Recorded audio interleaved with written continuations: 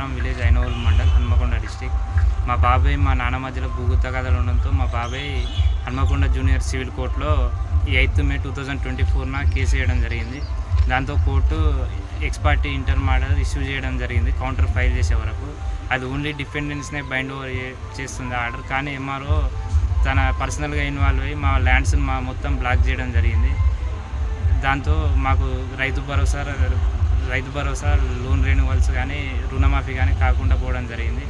దానిపైన మేము గ్రీవెన్స్కు వెళ్ళినా కూడా కలెక్టర్ గారు ఆదేశాలు ఇచ్చినా కూడా ఎంఆర్ఓ పట్టించుకోకుండా కావాలని చెప్పి దానికి రిప్లై ఇవ్వకుండా ఆర్టీఐ కింద అప్లై చేసినా మాకు ఆర్డర్ కాపీ ఇవ్వట్లేదు.